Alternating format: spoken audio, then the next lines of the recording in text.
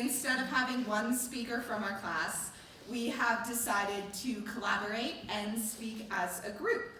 So the following speech was written by Olivia Brownwolf, who is currently in New Zealand and wasn't able to make it today. You guys know that. And it will be delivered by all of these lovely people.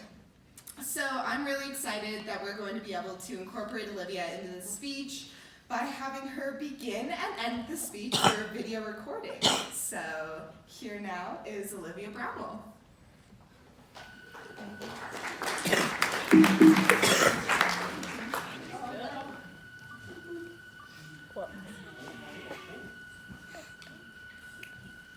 What I believe is not a place, a person, or an object. You can't hold it or reach out to touch it. It's not something you can see. For all we know, we could be living in a science experiment, a game, a dream, a memory, or even a train of thought. There are infinite timelines, infinite galaxies, and infinite possibilities. Yet somehow, we still get caught up in what we perceive to be reality. The things that were once important to us when we were children, like laughter, playfulness, joy, and love, might begin to fade away. We move from the emotional world into the material world.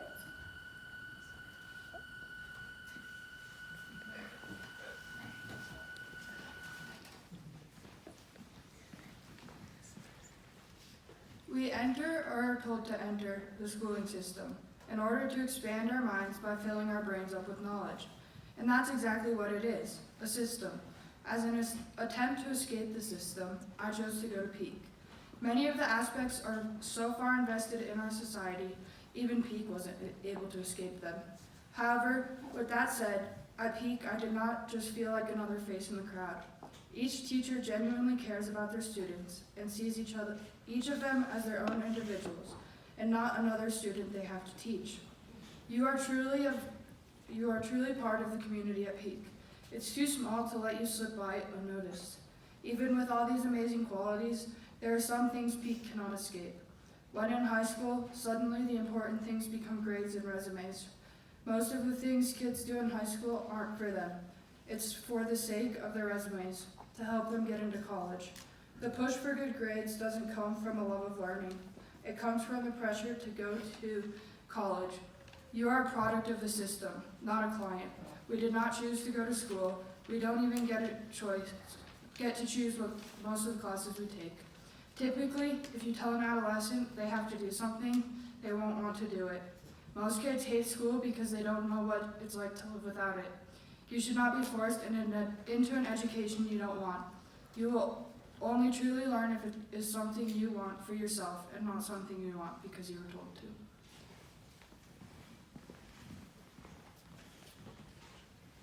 In school, I've always been told to speak up more in class and share my thoughts with the group. I sit in class, quiet, listening, observing. In parent-teacher conferences, I'm always told, I'd love to hear you speak up more in class, or your class contribution would be so much greater if you spoke up. Being outspoken is a great skill to have. Sharing your ideas is important, but I would never go as far to say it's more important than being a listener. In modern society, I've always been told to speak out more and say what's on my mind. However, the thing people don't seem to get is, it's not that I can't speak out, I'm not afraid of getting shot down or afraid of what people will think. It's not even that I don't want to share my ideas. It's a choice. I choose not to speak out because I think listening to others is more important. I find that oftentimes in today's society, people are more waiting for their turn to speak than genuinely listening to what a person has to say. The quiet kid is always overlooked and never given the praise that a kid who shares out in class is given. No matter how unintelligent or inarticulate, the kid who speaks out will always get more praise than the kid who listens. This is something we believe society has wrong. The quiet kid should be praised for listening and writing their ideas down just as much as the outspoken kid is for sharing their ideas with the class. If there's one thing we've learned in school, it's that everyone learns differently. Embracing all types of learning styles is the best way to provide effective education. No student should feel they are lesser because they do not learn the same way or have the same skills as some of their peers. We talk about the need for diversity, broadening through exchange students, different cultures, different sexualities, and different races we have.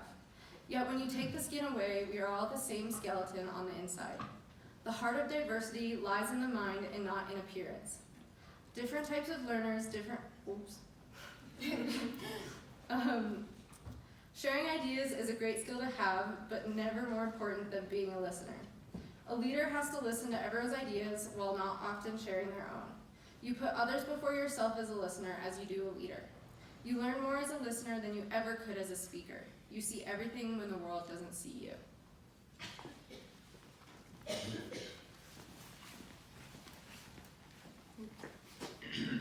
By the time you reach junior year, you should be focused on your future. College, a job, how you're going to make enough money to provide for yourself. The pressure put on us to conform to these societal norms is suffocating. You go to college to get a job. You get a job to make money. A few years after that, you're expected to have settled into one field, one profession. Even though we are beings who change every day and have entirely different perspectives in a few years' time, we are stuck with one profession for the rest of our lives. Why would one person want to spend the rest of their lives doing one thing when there are infinite things to do?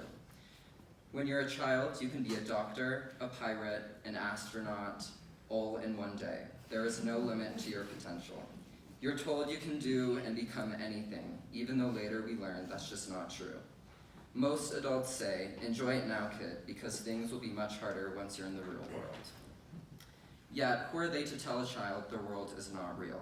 Their so-called fake world is filled with imagination, joy, and pure open emotion.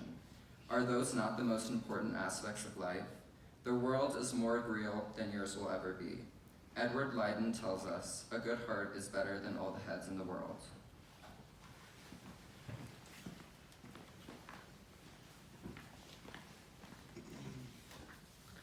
But society likes to value knowledge over kindness. Humans get caught up in the chaos of our lives, often looking past the importance of the little things. But it is the little things that make you happy and not the big accomplishments. Shouldn't the big accomplishment be that you are happy?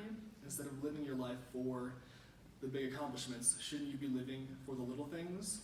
Instead of living with a goal in mind and simply appreciating the little things when they come to you, shouldn't the goal be to fill your life with those little things and stop waiting for them to come to you? Duguay said, the smallest good deed is better than the grandest good intention. You cannot save time, you can only spend it.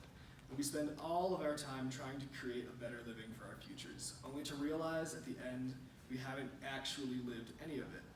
The point of a human life is to experience both the love and the suffering.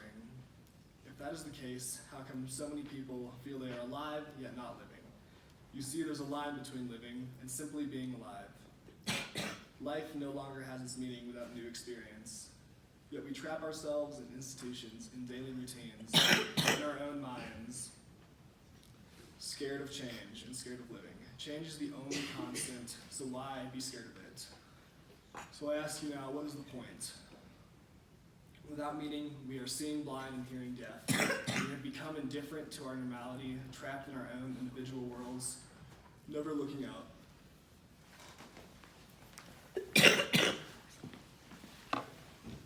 If you say getting money is the most important thing, you'll spend your life...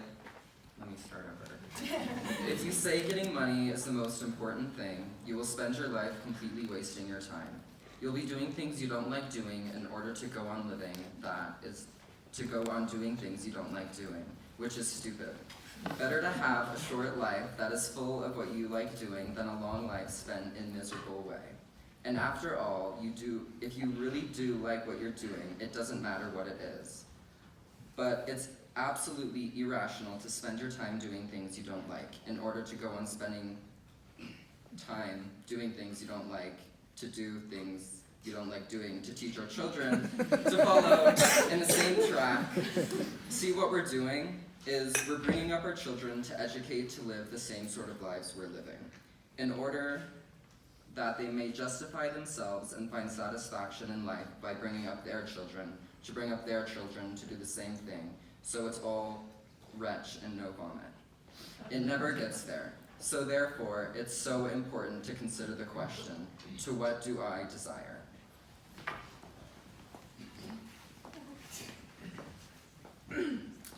We all have scars. The ones that leave the deepest mark are those we cannot see. Life likes to test us, and we are supposed to persevere through everything that gets thrown at us. We say we are okay when we're not, and say we're happy when we're sad, because that's what we've been conditioned to do. We live in a consumer-based society that likes us to believe that the material world can fix any problem you may have. So we try and fill the void by distracting ourselves, anything to help us temporarily escape reality. We try and run from loneliness by filling the time with meaningless activities, too scared to be alone with our thoughts for too long. Society likes to suppress feelings such as anger, worry, and sadness. Don't let yourself be sad. Happiness is a choice, they say. If happiness is a choice, why are so many people in this world so miserable? Okay is relative. It's okay not to be okay, and it's okay to ask for help. Sometimes the feelings are embedded in your skin, imprinted in your heart, and trapped in your mind. As much as we may try, those are the scars that run too deeply to simply choose to ignore. And why should we ignore them? You do not know what happiness is if you haven't experienced suffering. You have no way to appreciate the feeling because it's never been taken away from you. Without happiness, you are stuck with a repeating pattern of days filled with indifference. It is better to be suffering than not to feel anything. To become numb to all feeling is to be living dead. Therefore, the pain and the love are equally as important. You cannot have one without the other. Pain is necessary for growth. Dumbledore tells us that there is never a perfect answer in this messy emotional world. Perfection is beyond the reach of humankind, beyond the reach of magic. In every shining moment of happiness is that drop of poison, the knowledge that pain will come again. Be honest to those you love, show your pain. To suffer is as human as to breathe. When we let go of our material worlds, allow ourselves to embrace all emotion, and accept the fact that our reality could be anything, people often feel lost. Without the face of the physical world to guide us, it's hard to find something to hold on to. Without something to believe in, humans have a tendency to feel lost. So people put their faith in God, or science, spirituality, or family. In order to survive, one must accept a set of truths. So what do you believe once you accept the infinite possibilities? You can no longer put faith towards believing in our physical world. Why do we close our eyes when we pray, when we cry, when we dream, or when we kiss? Because we know the most beautiful things in life are not seen, but felt by the heart. Anonymous. The strongest kind of belief is something you feel. It tingles through every part of your body. You can see it with your eyes closed and feel it without ever touching anything. Some will call it love, some will call it God. It's a glimpse of pure bliss, the light you see sparkling in the corner. It's the collective wavelength, intertwining all of those who can feel its power. It's that one drop right after the come up of the spinning beat, the one that makes everyone lose their mind. Everyone's hands in the air and hearts throbbing. There's a second where everything slows down, and nobody believes anything except for in that one moment in time. They see that sparkle in the corner and let it overwhelm their senses, bathing in the pure bliss. It's the feeling of knowing your place in a greater world. The feeling that makes every moment after seem fake because the feeling itself was unreal. From that moment on, we spend the rest of our days trying to get back to that sparkle in the corner. Teased by the glimpse of light, we can go through life knowing all that is truly real and waiting for the feeling of light to return.